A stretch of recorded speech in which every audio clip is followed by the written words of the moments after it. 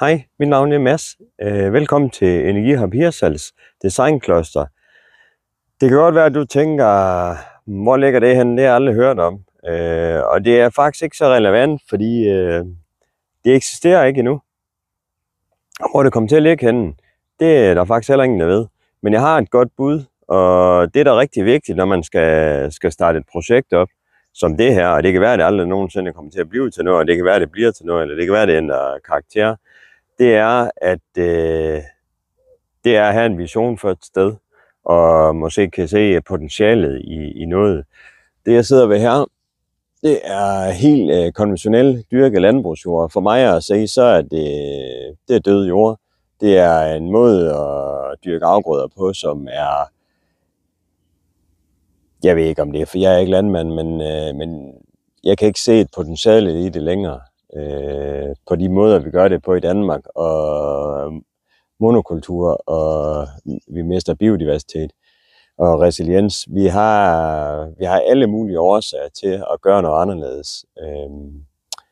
Det er sådan, i den grønne trepart, så lægger man op til, at der er nogen, der skal afgive noget jord, og jeg tænker, at der bliver rift om pladserne for at sælge noget ubrugelig jord i forvejen, hvor man har fået penge for at lade være med at for eksempel forurene.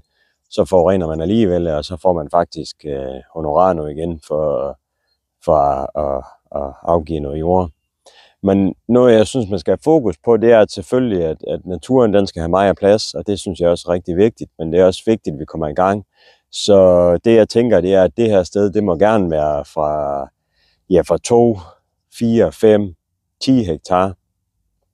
Og det er nødvendigvis ikke det, der ligesom skaber den store biodiversitet og naturskabelse, men det skaber, det er, at det skaber en interesse, øget interesse, måske et mindre skala, for at naturen kan få mere plads, og det kan være, at vi kan få samlet nogle kræfter i de her energicenter, som jeg gerne vil lægge op til.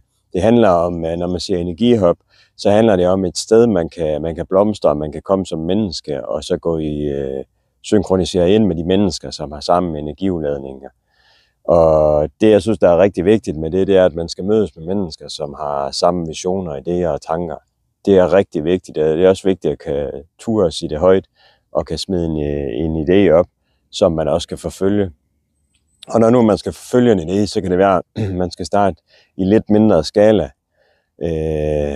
Og vi kommer endnu tættere på naturen ved at være i den. Så det er ikke sikkert, at jeg bliver den store landmand, men jeg vil rigtig gerne være med til at skabe fundamentet for, at vi får